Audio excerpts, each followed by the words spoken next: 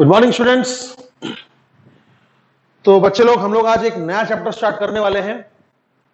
Mechanical properties of solids तो हो गया, ठीक है। उसमें हमने हुक्स लॉ वगैरह देख लिया, Young's modulus, bulk modulus, shear modulus सब देखा है ना।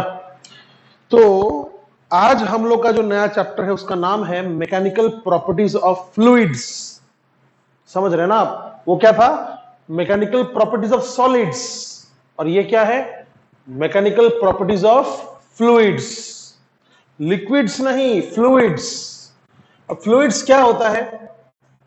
सबसे पहले कुछ बताने से पहले आप फ्लूइड का मतलब समझ लो। इसका मतलब होता है any thing that can flow. समझे? यानी फ्लूइड का मीनिंग क्या है? जो फ्लो हो सकता है। अब फ्लो जो है सिर्फ लिक्विड्स नहीं होता है, गैस भी होता है। समझे? तो हम यहां पर मैक्सिमम लिक्विड के बारे ही पढ़ने वाले हैं, गैस के बारे शायद ही कुछ पढ़ेंगे, है ना। तो फ्लूइड का मीनिंग क्या है? Anything that can flow. अब ये लिक्विड भी आता है और गैस भी आता है। अच्छा, और तो और सेमी सॉलिड भी आ सकता है। जैसे मान लीजिए आटा गूंथा हुआ डो, फ्लावर डो आटा गूंथ के रखते हैं ना, जो वो भी अंदर अंदर फ्लो हो सकता है कि नहीं? अच्छा, और क्या है? अच्छा, लावा, मोल्टेन लावा, पिघला हुआ लावा जो धरती के अंदर है, कोई भी मोल्टेन मटेरियल, है ना। तो बेटा फ्लूइड का एक्चुअल मीनिंग क्या है? Anything that can flow. अब इसके कुछ हम सबसे पहले कुछ प्रॉपर्टीज हम जानकर इसको अलग करते हैं पहले, है ना। क्योंकि चैप्टर का नाम देखिए फ्लूइड मैकेनिक्स से, इसका मतलब हम यहां पर मैकेनिक्स लगाने वाले हैं और फ्लूइड के बारे में बहुत कुछ समझने वाले हैं। काफी लंबा सेशन चलेगा, क्योंकि मैंने देखा डिवाइड करते वक्त तो लगभग 23-24 सेशंस बन रहे थे, और बहुत लंबा और इंटरेस्टिंग और मजेदार चैप्टर है, बड़ा ही मजेदार है, ठीक है। और भी बहुत कुछ है। जैसे मान लीजिए आपने मैकेनिकल प्रॉपर्टीज ऑफ सॉलिड्स में एक चीज पढ़ा था, शियर। याद है आपको? मैकेनिकल प्रॉपर्टीज ऑफ सॉलिड्स में आपने एक चीज पढ़ा था, वो था शियर। क्या था? कि अगर हम किसी सॉलिड को किसी हॉरिजॉन्टल फ्रेम में फिक्स कर देंगे, इसे हम अगर फिक्स कर देंगे नीचे, यहां अगर हमने इसको फिक्स कर दिया, इसका बेस जो है वो फिक्स्ड है, बेस इज फिक्स्ड, और फिर साइड से अगर हमने फोर्स लगाया तो इसका शेप चेंज होता है। समझ रहे हैं आप? इसका शेप चेंज होता है। ये जो सॉलिड है ये ऐसा बन जाता है। ये बेस तो फिक्स है, ये तो हिल नहीं सकता, उसका ऊपर वाला पोर्शन ऐसे बन जाता है, ऐसा बन जाता है। समझ में आ रही है बात? तो इसमें सपोज कीजिए ये है x और ये वर्टिकल हाइट है मान लीजिए h, और आपने फोर्स लगाया F, ठीक है। और इसका जो क्रॉस सेक्शनल एरिया था वो है मान लीजिए A is cross sectional area. वो आपको दिख नहीं रहा होगा, ऐसे बनाइएगा तो दिखेगा, 3 डायमेंशन में डायग्राम बनाएंगे तो दिखेगा। तो यहां पर हमने एक चीज पढ़ा था कि जो शियर मॉड्यूलस होता है वो क्या होता है ना भाई? Shear stress upon shear strain. याद है? पढ़ाया था, मैकेनिकल प्रॉपर्टीज ऑफ सॉलिड्स को पढ़ाया था इलास्टिसिटी चैप्टर में। तो शियर स्ट्रेस क्या है? ये फोर्स आप कितना लगा रहे हैं अपॉन इसका क्रॉस सेक्शनल एरिया कितना है, फोर्स अपॉन एरिया। और शियर स्ट्रेन क्या होगा? X upon H. तो ये तो सॉलिड में था बेटा, शियर इन सॉलिड्स था। हम क्या पढ़ रहे हैं? Fluid mechanics. ये टॉपिक मैं आपको क्यों पढ़ा रहा हूं? क्योंकि फ्लूइड का एक बहुत खास प्रॉपर्टी होता है, वेरी इंपॉर्टेंट प्रॉपर्टी।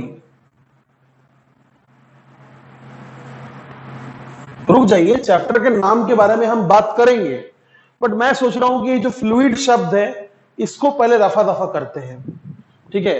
तो वेरी इंपॉर्टेंट प्रॉपर्टी क्या है, जैसे देखिए आप जब सॉलिड को ढकेल रहे थे तो सॉलिड जो है थोड़ा सा ऐसे हो गया, थोड़ा सा ऐसे हो गया। अब आप अगर छोड़ देंगे, ढकेलना अगर छोड़ देंगे तो सॉलिड वापस पीछे आ जाएगा, सॉलिड वापस पीछे आ जाएगा। क्यों? क्योंकि ये सॉलिड है और ये रेजिस्ट करता है, इट रेजिस्ट्स शियर फोर्स। इसका मतलब बहुत सिंपल है कि आप जब इसको इधर ढकेलते हैं तो ये ढकेलने नहीं देता है, रेजिस्ट करता है ना। आप अगर उसको ढकेल के टेढ़ा कर भी देंगे और छोड़ देंगे तो वापस सीधा हो जाएगा, समझ रहे हैं आप, ये इलास्टिक बॉडी है। लेकिन बहुत इंपॉर्टेंट प्रॉपर्टी है फ्लूइड का, क्या? सबसे पहला प्रॉपर्टी है भाई, पहला तो लिख दिया कि anything that can not flow, that can flow, sorry. और दूसरा इसका प्रॉपर्टी हम दे देंगे, वो ये है it can not resist, it can not resist shear force. यानी अगर आप कोई लिक्विड लेते हैं और लिक्विड को अगर आप ढकेलेंगे तो वो लिक्विड आराम से ढकेला जाएगा, उसको कोई फर्क नहीं पड़ेगा। जैसे आटा का गूथा हुआ कोई गोला ले लीजिए, आप कोई भी आप फ्लावर डो ले लीजिए, आटा का गूथा हुआ गोला ले लीजिए और उसको आप एक साइड से दबा दीजिए, वो टेढ़ा हो जाएगा, टेढ़ा ही रह जाएगा ना, इट कैन फ्लो, वो टेढ़ा ही रह जाएगा। समझ में आया? तो it can not resist shear force, समझे? जैसे आटा का गूथा हुआ जो डो होता है उसको अगर आप टेढ़ा कर दीजिएगा, मान लीजिए मैंने बहुत सुंदर स्क्वायर शेप का आटा का एक डो बनाया, अब अगर मैंने उसको इस साइड से अगर फोर्स दिया तो ये ऐसे हो जाएगा, ऐसे हो जाएगा ना, ऐसे हो जाएगा। अब अगर मैं इसको ढकेलना छोड़ दूंगा तो वापस ऐसे हो जाएगा क्या? नहीं, बड़े आराम से वो ऐसे से ऐसे हो जाएगा। वही अगर सॉलिड होता तो नहीं होगा, समझे? तो it can not resist shear force, इसका मीनिंग क्या निकलता है पता है? कि इस बॉडी में जिस तरह से ये सॉलिड है, जिस तरह से सॉलिड में एक शियर स्ट्रेस डेवलप हो रहा है, लिक्विड में शियर स्ट्रेस डेवलप नहीं होता है। Shear stress is not developed, समझ पा रहे हैं आप? Shear stress is not developed. इसका मतलब क्या हुआ? इसका मतलब हुआ कि इसका जो शियर मॉड्यूलस होगा वो 0 होगा, इसका जो शियर मॉड्यूलस होगा वो 0 होगा। तो ये एक छोटा सा कॉमन बात स्टेट बोर्ड ने भी किया है, तो मेरा भी फर्ज बनता है कि मैं अभी आपको बताऊं कि भाई क्या लिखा हुआ है बुक में, ठीक है? तो याद रखिएगा, चैप्टर का नाम है हमारा फ्लूइड मैकेनिक्स, बहुत ही वास्ट चैप्टर है, बहुत ही वास्ट चैप्टर है। और हमने आपको सिर्फ अभी तक कुछ नहीं पढ़ाया, सिर्फ ये बोला कि जिस तरह से हम सॉलिड को शियर स्ट्रेस डेवलप करवा सकते हैं, हम लिक्विड को, फ्लूइड को शियर स्ट्रेस नहीं डेवलप करवा सकते हैं। क्या मतलब है फ्लूइड का? Anything that can flow. और मैंने आपसे सिर्फ चंद बातें किया कि क्या है भाई, anything that can flow is known as fluid, जैसे लिक्विड और गैस। और सिर्फ लिक्विड और गैस ही नहीं, ऐसे कुछ सेमी सॉलिड चीजें भी होते हैं जो एबल टू फ्लो होते हैं, और उस पर भी वो सब अप्लाई होंगे जो हम पढ़ेंगे, समझे? और सबसे इंपॉर्टेंट प्रॉपर्टी क्या है कि हम अगर उसका शेप चेंज करते हैं, इसको क्या कहते हैं हम? शेप चेंज करना। अगर हम शेप चेंज करते हैं तो शियर फोर्स को रेजिस्ट नहीं करेगा लिक्विड, यानी कि शियर स्ट्रेस डेवलप नहीं होगा, यानी कि शियर मॉड्यूलस 0 हो जाएगा। समझ में आया? तो ये था फ्लूइड का मीनिंग, ये था फ्लूइड का मीनिंग। तो अगर आपसे कोई पूछता है व्हाट इज फ्लूइड, तो आप क्या बोलेगा? Anything that can flow. अरे यार, छोटे बच्चे समान आंसर मत दो, थोड़ा एकदम मैच्योर टाइप आंसर दो।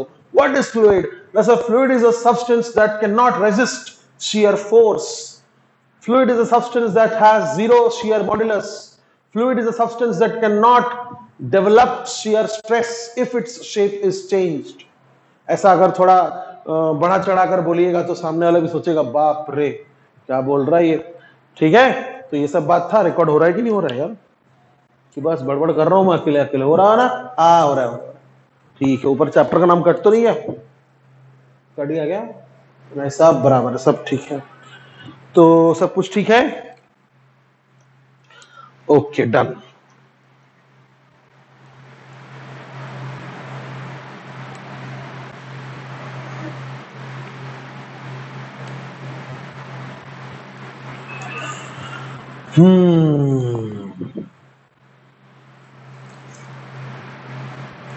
चलो अब हम थोड़ा सा चैप्टर के बारे में बात करते हैं कि हमें भाई क्या पढ़ना है इस चैप्टर में। ठीक है, तो भाई चैप्टर का नाम है फ्लूइड मैकेनिक्स। सबसे पहले हम आपको बताना चाहेंगे कि फ्लूइड मैकेनिक्स जो होता है, हम उसमें सबसे पहले दो तरह से डिवाइड कर देंगे। एक फ्लूइड एट रेस्ट, यानी फ्लूइड फ्लो नहीं होगा, रेस्ट पर होगा, समझे, और दूसरा fluid flowing, fluid in flow, समझे। अब इसको पढ़ने वाला फिजिक्स का जो ब्रांच है उसे हम कहते हैं hydrostatics. So what is hydrostatics? It is the branch of the physics that deals with all properties of fluids when it is at rest, समझे। और फ्लूइड इन फ्लो जब होगा तो उस समय हम फिजिक्स का ब्रांच को क्या नाम देंगे? हाइड्रोडायनामिक्स। क्वाइट सिंपल है, हाइड्रो मतलब लिक्विड वाटर और डायनामिक्स मतलब फ्लो।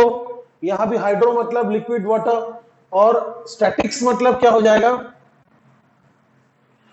रेस्ट, समझे। अब इसमें हम लोग क्या क्या पढ़ेंगे, एक ओवरऑल व्यू देख लेते हैं कि हम इसमें क्या क्या पढ़ने वाले हैं। देखिए, सबसे पहले हम ये सीखेंगे, पानी के अंदर जब आप घुस जाते हैं तो आपको एक प्रेशर एक्सर्ट होता है। अच्छा ठीक है, पानी के अंदर मत घुसिए, आप जमीन पर खड़े रहिए, तो भी आपको एक प्रेशर एक्सर्ट होगा। किसका? एटमॉस्फेयर का होगा ना। तो पानी के अंदर घुस जाएंगे तो क्या होगा? फिर और थोड़ा प्रेशर हो जाएगा। एटमॉस्फेयर का प्रेशर तो लगेगा ही, साथ में पानी का प्रेशर भी लगेगा, है ना। तो फ्लूइड एट रेस्ट में हम सबसे पहले पढ़ेंगे प्रेशर के बारे में। बहुत कुछ पढ़ेंगे इसमें, हम बहुत सारा न्यूमेरिकल भी करेंगे। प्रेशर के बारे में हम पढ़ेंगे, एटमॉस्फेरिक प्रेशर पढ़ेंगे, कॉलम प्रेशर पढ़ेंगे, एब्सोल्यूट प्रेशर पढ़ेंगे। हम प्रेशर किस तरह से मेजर करते हैं, यानी बैरोमीटर, मैनोमीटर, ये सब पढ़ेंगे, ठीक है। और इसमें कुछ लॉज भी हैं, जैसे पास्कल्स लॉ हो गया, ये सब पढ़ेंगे, उसके एप्लीकेशंस हम देखेंगे पास्कल्स लॉ के। तो प्रेशर आपका पहला मतलब एक चलेगा सेशन, 2-3-4 सेशन चलेंगे। उसके बाद हम लोग पढ़ेंगे इसमें सरफेस टेंशन।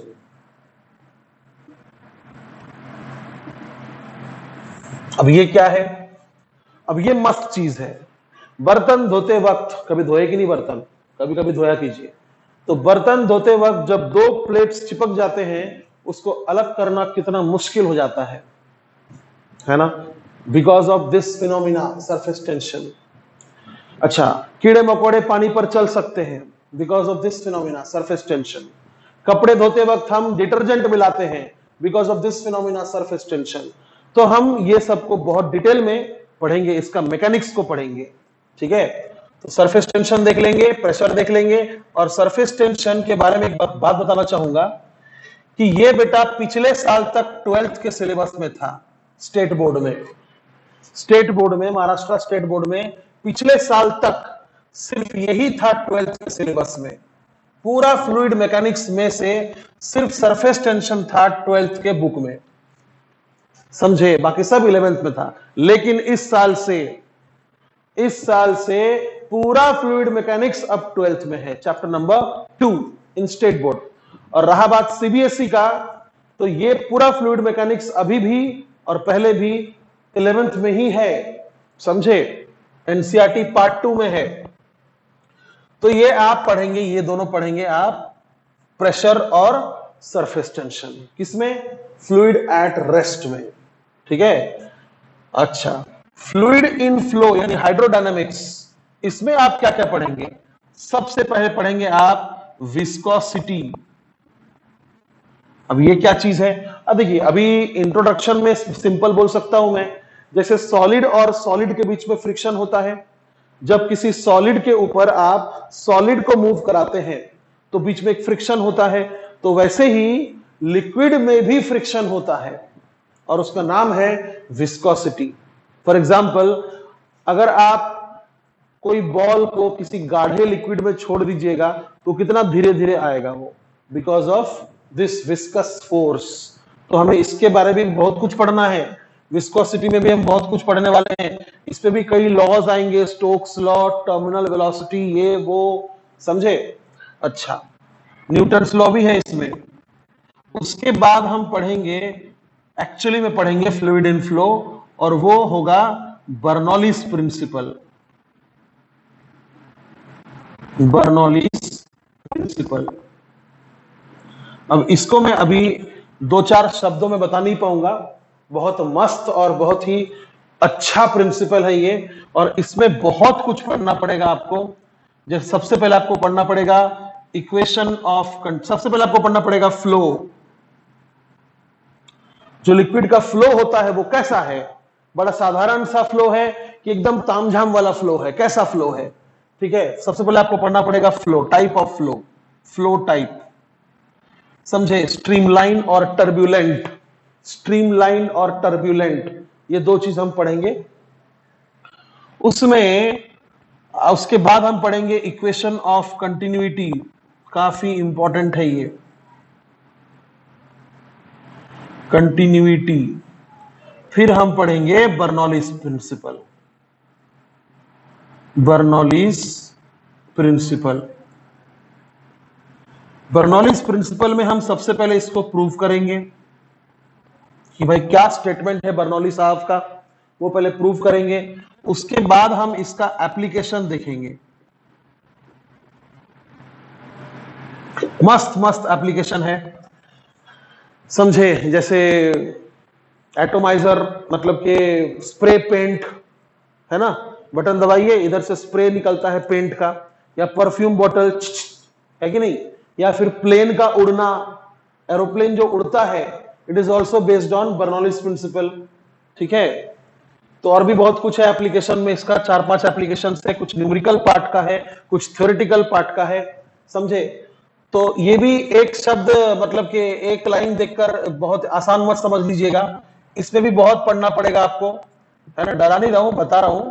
सरफेस टेंशन में आपको बहुत कुछ पढ़ना पड़ेगा, जैसे सरफेस टेंशन खुद क्या है, इसका मॉलिक्यूलर बेसिस क्या है, सरफेस एनर्जी क्या होता है, और फिर जब हम किसी ग्लास में पानी लेते हैं, जब हम किसी ग्लास में पानी लेते हैं तो वो पानी का सरफेस फ्लैट नहीं होता है, वो पानी का सरफेस ऐसा होता है, हम इसे मेनिस्कस कहते हैं। क्या कहते हैं? मेनिस्कस। तो उसका कारण क्या है? अगर हम पानी की जगह हम अगर मर्क्यूरी लेंगे, पानी की जगह अगर हम मर्क्यूरी लेंगे तो वो ऐसा रहेगा, उल्टा रहेगा। क्या कारण है? फिर ड्रॉप्स, बबल्स, ये सब बनने का वजह क्या है, क्यों ड्रॉप बनता है ना, और भी बहुत कुछ है इसमें, ठीक है। तो सरफेस टेंशन हम पढ़ेंगे, और उसी बीच हम एक और टॉपिक पढ़ लेंगे, और वो हम कहां पढ़ लेंगे, एक और टॉपिक हम कहीं पढ़ लेंगे, वो होगा फ्लोटेशन। फ्लोटेशन मतलब किसी चीज को आप अगर पानी में रखते हैं तो वो डूब जा रहा, मान लीजिए, या तैर रहा है, क्यों तैरेगा? आर्किमिडीज प्रिंसिपल याद है, 9th क्लास में पढ़े थे आर्किमिडीज प्रिंसिपल, तो वो आपको दोबारा पढ़ना पड़ेगा। बहुत अच्छे अच्छे इंटरेस्टिंग क्वेश्चंस आप इसमें करेंगे, फ्लोटेशन, ठीक है। तो ये आपका चैप्टर का एक ओवरव्यू था। बेसिकली हम सबसे पहले क्या करने वाले हैं, हाइड्रोस्टैटिक्स शुरू करने वाले हैं। फ्लूइड के बारे में मैंने आपको थोड़ा बहुत बता दिया, दैट्स इनफ, बहुत है वो, ठीक है। अच्छा, तो चलिए स्टार्ट करते हैं हम लोग।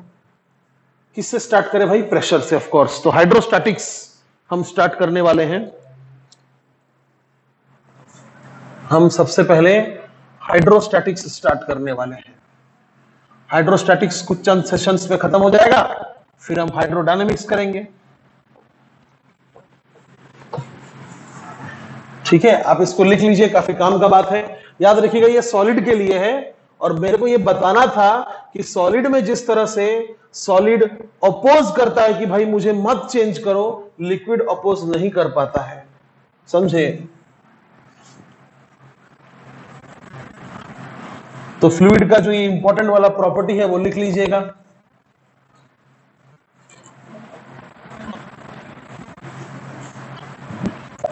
ठीक है,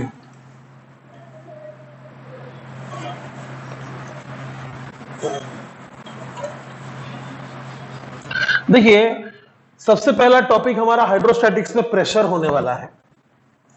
ठीक है, प्रेशर। तो हम स्टार्ट करने वाले हैं हाइड्रोस्टैटिक्स। हाइड्रोस्टैटिक्स मतलब फ्लूइड जो होगा वो फ्लो नहीं करेगा, रेस्ट पे रहेगा। तो उसमें आपको सबसे पहले पढ़ना है प्रेशर। तो मैं क्या बोल रहा हूं, सॉलिड का जो प्रेशर होता है वो तो आप बहुत पहले पढ़े हुए हैं। What is pressure? सॉलिड का प्रेशर क्या होता है ना भाई?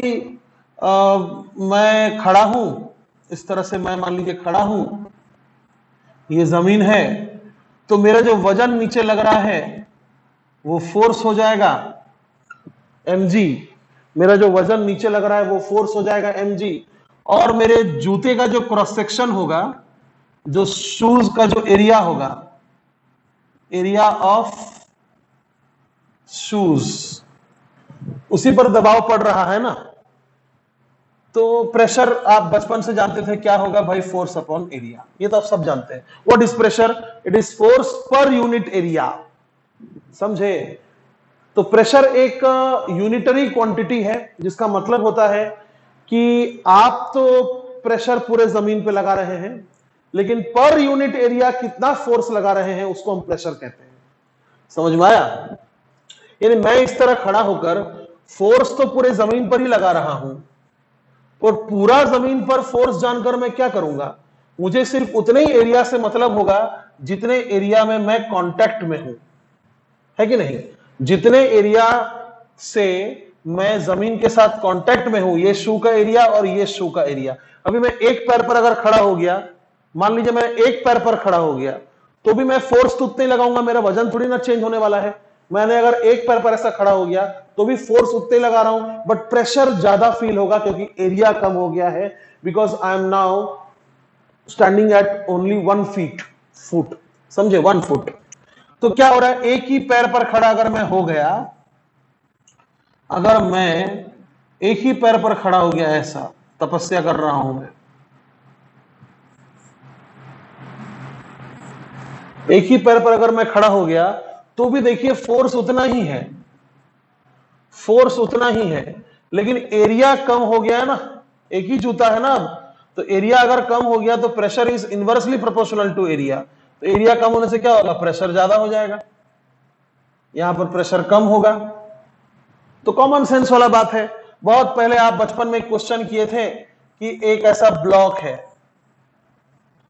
क्यूबॉइडल ब्लॉक है इस तरह से, ऐसा, इसका ये साइड है मान लीजिए 5, ये साइड है मान लीजिए 10, और ये ऊंचाई है मान लीजिए 15। तो अभी कौन सा, अभी बेस कौन है? बेस टेबल पे कौन सा एरिया रखा हुआ है? टेबल पे ये वाला एरिया रखा हुआ है ना, टेबल पे ये एरिया रखा हुआ है। अब मान लीजिए मैंने इसको ऐसा लेटा के रख दिया, ऐसा रख दिया, ऐसा रख दिया, यानी ये 15 है अब, ठीक है, ये 5 है और ये 10 है। आई बात समझ में? तो उस समय एरिया ऑफ कांटेक्ट कौन है? ये है, ये है एरिया ऑफ कांटेक्ट।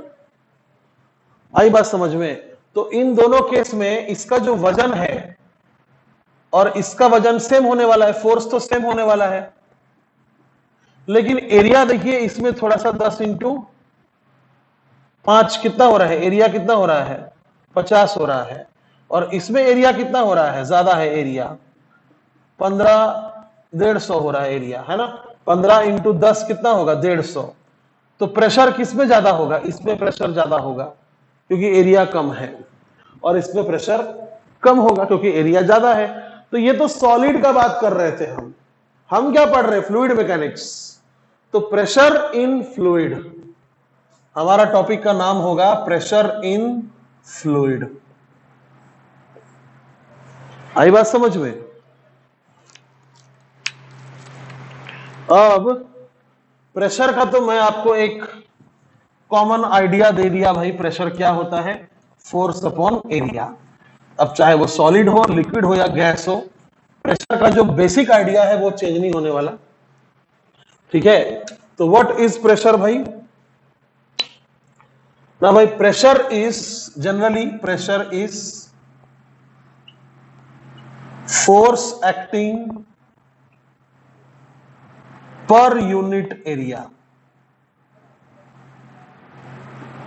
मतलब P is equal to F upon A. अब फोर्स का यूनिट क्या होता है? न्यूटन, और ए का क्या होता है? Metre square. इसलिए इसका SI यूनिट क्या हो जाएगा? न्यूटन पर मीटर स्क्वायर, समझे? या फिर साइंटिस्ट के नाम पर भी है एक, पास्कल। ठीक से सुनिए इसको, पास्कल है, ठीक है? या फिर आप इसको ऐसा भी लिख सकते हैं सिंबॉलिकल फॉर्म में। तो ये तो प्रेशर का जनरल आइडिया है, बच्चे बच्चे जानते हैं, आप भी जानते हैं, सब जानते हैं कि प्रेशर मतलब फोर्स अपॉन एरिया होता है कि नहीं? हम क्या पढ़ने वाले हैं? प्रेशर इन फ्लूइड्स, जिसमें हम सबसे पहले एटमॉस्फेरिक प्रेशर पढ़ना चाहते हैं, जिसके बारे में बचपन से सुनते आ रहे हैं और आपको पता भी होगा कि एटमॉस्फेरिक प्रेशर क्या है। सिंपल है, the pressure due to the atmosphere is known as atmospheric pressure. इसको लिखने से मेरा इंक खराब हो जाएगा, बेकार है। क्या है? The pressure due to the atmosphere is known as atmospheric pressure, समझे? तो हम इसे डिनोट करते हैं P नॉट से। एटमॉस्फेरिक प्रेशर एक कांस्टेंट चीज है, हम इसको P नॉट से डिनोट करते हैं। समझ में आया? तो ये मान लीजिए अर्थ सरफेस है, suppose this is the earth surface,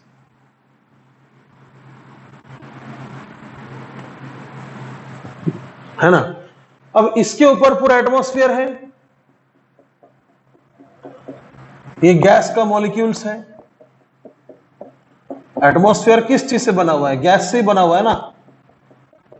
थोड़ा सा ऑक्सीजन, थोड़ा सा कार्बन डाइऑक्साइड, बहुत सारा नाइट्रोजन, है कि नहीं? तो गैस का मॉलिक्यूल से बना हुआ है, तो ये गैस का वजन होगा कि नहीं होगा? अरे भाई, एटमॉस्फेयर धरती के पास क्यों है, चांद के पास क्यों नहीं है? कभी सोचे? चांद के पास एटमॉस्फेयर नहीं है। पता है क्यों? क्योंकि चांद में ग्रेविटी काफी कम है। ग्रेविटी के कारण जितना चांद एटमॉस्फेयर को नीचे खींच रहा है, उससे ज्यादा स्पीड से गैस का मॉलिक्यूल्स ऊपर उड़ जाता है। इसलिए गैस है ही नहीं, चांद में एटमॉस्फेयर नहीं है। लेकिन कंपेयर कीजिएगा तो मून के पास, सॉरी, अर्थ के पास कंपेयर अगर कीजिएगा तो अर्थ के पास 6 गुना ज्यादा ग्रेविटी है, 6 टाइम्स, समझे? तो गैस का जो भागने का स्पीड है, गैस का जो उड़ने का स्पीड है, उससे ज्यादा फोर्स लगाया जा रहा है नीचे, इसलिए अर्थ के पास एटमॉस्फेयर है। तो मान लीजिए एटमॉस्फेयर का हाइट है कैपिटल H,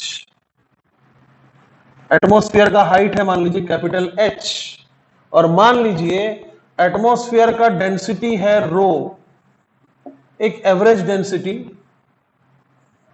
क्योंकि एटमॉस्फेयर में आप जानते हैं कि सबसे नीचे ट्रोपोस्फियर होता है, उसके बाद स्ट्रेटोस्फियर होता है, उसके बाद मेसोस्फियर होता है, उसके बाद आयोनोस्फियर होता है, और ज्योग्राफी में मैंने तो पढ़ा था लास्ट में एक्सोस्फियर भी होता है। तो सब में डेंसिटी ऑफ गैस अलग अलग है, इसलिए मैंने क्या लिखा, एक एवरेज डेंसिटी मान लेते हैं रो, डेंसिटी रो, ठीक है? तो मैं क्या बोल रहा हूं कि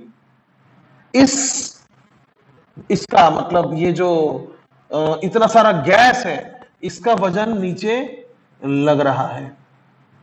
क्या लिखेंगे आप? मास इनटू ग्रेविटी, वजन नीचे लग रहा है। अब प्रेशर क्या होता है? Force upon area. अब ध्यान से देखिएगा, मैं पूरे पृथ्वी के सरफेस पर फोर्स जानकर क्या करूंगा? पूरे पृथ्वी के सरफेस पर फोर्स जानकर क्या करूंगा? मैं क्या करूंगा? एक यूनिट एरिया ले लूंगा, समझे? मैं एक यूनिट एरिया ले लूंगा। ये मान लीजिए एक यूनिट एरिया है, मतलब इसका एरिया 1 है, फिलहाल ए मान लो। अब इसका मैं एक बना लूंगा कॉलम, क्या बना दिया? कॉलम। कॉलम का हाइट कितना होगा? ऑफ कोर्स जितना एटमॉस्फेयर का हाइट है ना। कॉलम का हाइट कितना होगा? जितना एटमॉस्फेयर का हाइट है। ये कॉलम मैंने बना दिया, समझे?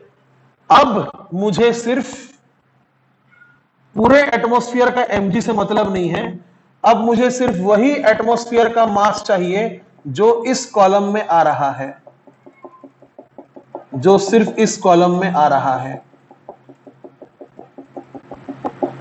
मान लीजिए उसका मास m है, तो वजन नीचे लग रहा है mg। अब डेंसिटी तो रो है, तो मैं फोर्स की जगह यहां क्या लिखूंगा? देखिए, mg अपॉन एरिया। अब देखिए, मास को डेंसिटी के टर्म्स में कैसे लिखिएगा? Mass is equal to density into volume. Mass को आप डेंसिटी के टर्म्स में कैसे लिखिएगा? कभी भी याद रखिएगा ये चीज, डेंसिटी का मीनिंग क्या होता है? मास अपॉन वॉल्यूम, समझे? तो मास इज इक्वल टू क्या होगा? Density into volume. तो density into volume into g upon ए। आई बात समझ में? अब वॉल्यूम, तो ये जो मैंने यहां पर एक स्ट्रक्चर बनाया है, इसका वॉल्यूम कितना होगा ना भाई? एरिया, ये जो एरिया आप देख रहे हैं, ये एरिया इंटू हाइट।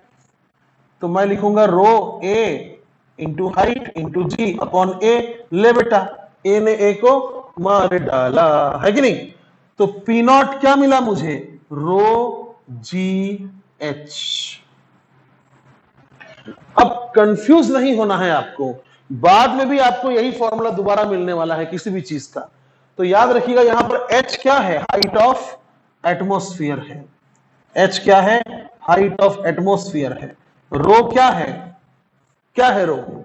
रो है density of air. Density of air, समझे? ये एयर ही है ना। ओके, तो एवरेज डेंसिटी ऑफ एयर। और जी क्या है वो तो सब जानते हैं आप लोग। सो ये है आपका एटमॉस्फेरिक प्रेशर। अभी इसको जब हम मेजर करते हैं किसी इंस्ट्रूमेंट को लेकर, बैरोमीटर वगैरह इंस्ट्रूमेंट को लेकर जब हम मेजर करते हैं, तो हमको ये पी नॉट मिलता है। पता है कितना? ये पी नॉट हमको कितना मिलता है? ये पी नॉट हमको मिलता है 1.01325 into 10 to the power 5 newton पर मीटर स्क्वायर। तो इस वैल्यू को आप याद रखिएगा। कभी कभी हम इसको सिंपली लिखते हैं 1 इंटू 10 टू द पावर 5। ये 01325 को इग्नोर कर देते हैं। आई बात समझ में? So this is the value of atmospheric pressure, है ना। अब ये H कितना है वो सब बात की बात है। आप ये बताइए कि क्या आपको एटमॉस्फेरिक प्रेशर का मतलब समझा? It is the pressure due to the atmosphere. और प्रेशर का फॉर्मूला क्या है भाई? फोर्स अपॉन एरिया है। तो फोर्स यहां पर किस चीज का लग रहा है ना भाई? एटमॉस्फेयर का वजन। अब पूरे एटमॉस्फेयर का वजन मैं कैसे निकालूं? इसलिए मैंने क्या किया, एक यूनिट एरिया ले लिया और उसका कॉलम बनाया और उसका वजन लिखा कितना? mg। फिर क्या, मास को डेंसिटी इंटू वॉल्यूम लिखा और वॉल्यूम को लिख दिया area into height. Area cancel हो गया और मुझे एटमॉस्फेरिक प्रेशर का एक एक्सप्रेशन मिला। हालांकि एक्सप्रेशन कोई काम का नहीं है। एटमॉस्फेरिक प्रेशर का ये जो एक्सप्रेशन है ना, ये कोई काम का नहीं है। आपको याद रखना होगा कि पी नॉट इतना होता है। इस एक्सप्रेशन से कुछ नहीं करना आपको सिर्फ याद रखना होगा कि एटमॉस्फेरिक प्रेशर भाई इतना होता है, समझे? अब देखिए, फ्लूइड मैकेनिक्स में गैस आया कि नहीं आया, समझे? तो एनीथिंग दैट कैन फ्लो। इसके बाद हम लोग अब पानी में घुस जाएंगे। अब हम लोग पानी में घुस जाएंगे, समझे? तो ये वैल्यू मैं यहां लिख देता हूं।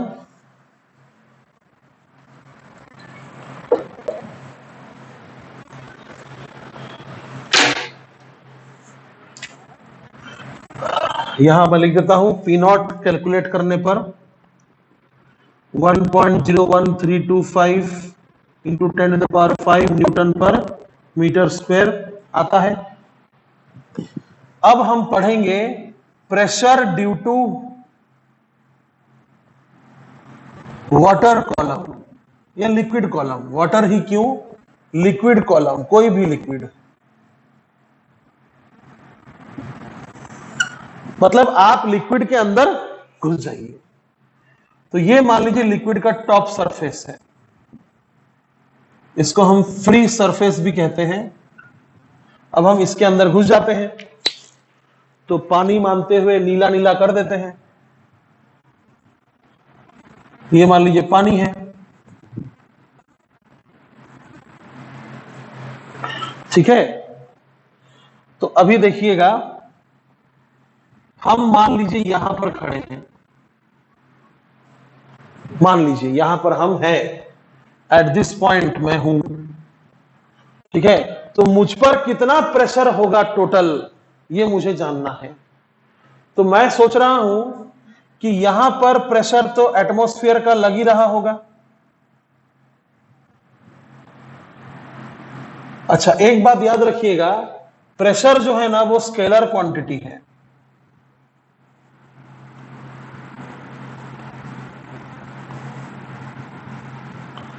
क्वांटिटी, ये भूलिएगा मत, प्रेशर का डायरेक्शन नहीं होता है, वो स्केलर क्वांटिटी है। तो ऊपर से एटमॉस्फेरिक प्रेशर तो लग ही रहा होगा, कितना, पी नॉट, जो मैंने यहां बताया। भाई आप अर्थ के सरफेस पर खड़े रहिए या पानी के सरफेस पर खड़े रहिए, ऊपर तो एटमॉस्फेयर है, ऊपर तो एटमॉस्फेयर है, तो उसका प्रेशर तो आपको पड़ेगा ही पड़ेगा। साथ में ये जो आप पानी के अंदर घुस चुके हैं, इस लिक्विड का डेंसिटी मान लीजिए रो है, समझे, घुस गए अंदर। तो कितना हाइट तक घुसे भाई, h हाइट तक घुसे, अंदर गए, डेप्थ h हाइट तक आप अंदर गए, ठीक है। तो वहां पर प्रेशर कितना होगा ये जानने के लिए हम क्या करेंगे, फिर से एक वाटर कॉलम लेंगे, बिल्कुल ऐसा जैसे हमने यहां पर एयर कॉलम लिया है, वैसे हम यहां पर एक वाटर कॉलम लेंगे, ठीक है, जिसका एरिया होगा ए। ये जो एरिया आप देख रहे हैं, ये एरिया कितना होगा, ए। आई बात समझ में, कैसा कॉलम है, तो इसका एरिया कितना है,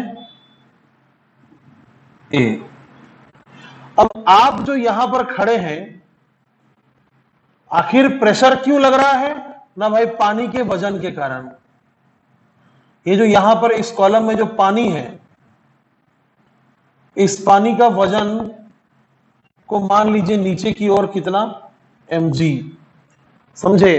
तो आप ये डेप्थ पर खड़े हैं, आप यहां पर खड़े हैं, तो आपको ये एटमॉस्फेरिक प्रेशर तो झेलना ही पड़ेगा, और साथ में आपको ये पानी का भी प्रेशर झेलना पड़ेगा, समझे।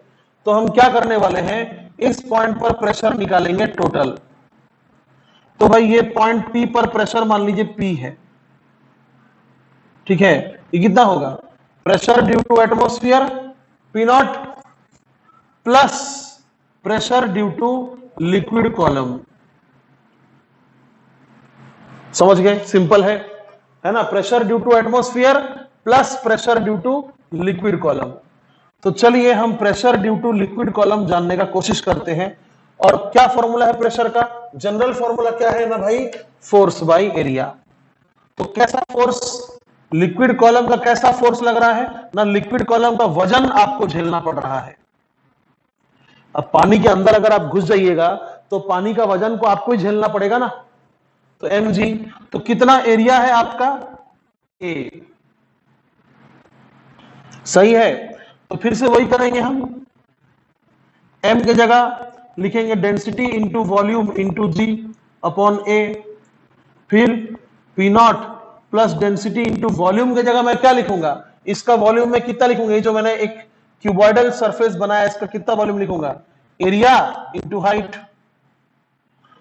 इंटू जी अपॉन ए, फिर से एरिया एरिया कैंसिल हो गया, तो क्या मिला, P not plus rho G H. आई बात समझ में, ठीक है। अब इसमें P नॉट एटमॉस्फेरिक प्रेशर है, रो जी एच क्या है, रो जी एच क्या है, टॉपिक का नाम है pressure due to liquid column, समझे। और P को क्या नाम देंगे हम, टोटल प्रेशर। तो मैं यहां लिखूंगा total pressure eight point P। इसको P नहीं लिखता, बहुत हो गया, इसको B लिख देता, B, ठीक है। और ये है मान लीजिए A, ये पॉइंट का नाम A है, ये पॉइंट का नाम B है। तो total pressure at B is equal to pressure at A plus pressure due to liquid column, समझे। अब ध्यान से देखिएगा, टोटल प्रेशर जो है यहां पर, जो आपको टोटल प्रेशर झेलना पड़ रहा है P, इस P को हम कहते हैं एब्सोल्यूट प्रेशर। एब्सोल्यूट प्रेशर, कौन सा प्रेशर, एब्सोल्यूट प्रेशर, मतलब टोटल जितना आप झेल रहे हैं। यहां पर आप टोटल कितना झेल रहे हैं, atmospheric pressure plus liquid column का प्रेशर, समझे। और P नॉट क्या है, एटमॉस्फेरिक प्रेशर, वो तो सब जानता है, पहले ही पढ़ा दिया इधर। एटमॉस्फेरिक प्रेशर, और ये जो टर्म आया है रो जी एच, ये क्या है, ये है आपका लिक्विड कॉलम का प्रेशर। ये है आपका लिक्विड कॉलम का प्रेशर, जिसे हम गॉग प्रेशर भी कहते हैं, गॉज प्रेशर, समझे। That is pressure due to liquid column, समझे। तो याद रखिएगा ये बात, ये सब डेरिवेशन बहुत सिंपल है, बहुत सिंपल है। आपको सिर्फ ये याद रखना है कि टोटल प्रेशर जो वो झेल रहा है P not plus rho G H, कहां पे, इस हाइट पे। तो P क्या कहते हैं उसको, एब्सोल्यूट प्रेशर। और P नॉट तो आप जानते हैं, इट इज एटमॉस्फेरिक प्रेशर। और ये जो आया है टर्म रो जी एच, ये किसका प्रेशर है, लिक्विड का प्रेशर है। और हम इसे गॉज प्रेशर भी कहते हैं, या फिर लिक्विड कॉलम का प्रेशर भी कहते हैं। तो बेटा प्रेशर इन फ्लूइड किस वजह से होता है, वेट, है ना। प्रेशर इन फ्लूइड किस वजह से होता है, due to weight of fluid, due to weight of fluid. Solid में भी वही होता है, due to weight of fluid, समझे। हो गया, समझ में आया। कितना मिनट हुआ, देखो एक बार बोर्ड की तरफ, ये हो गया है 43 मिनट हो गया है, ठीक है।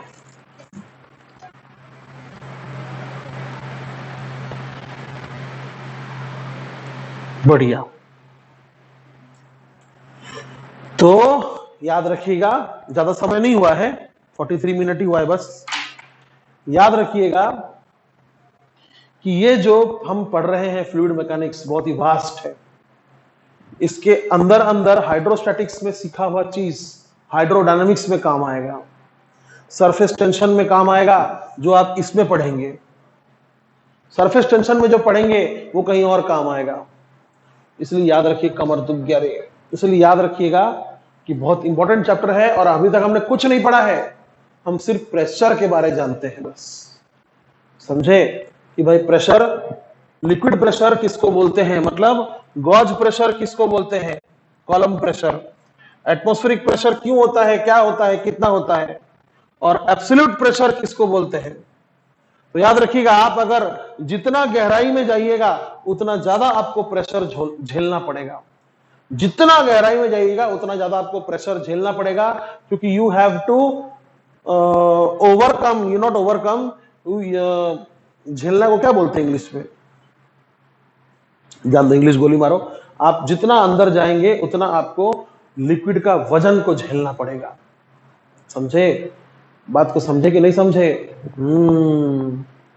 तो बताइए, तो मोटा आदमी को ज्यादा झेलना पड़ेगा कि बारीक आदमी को ज्यादा झेलना पड़ेगा।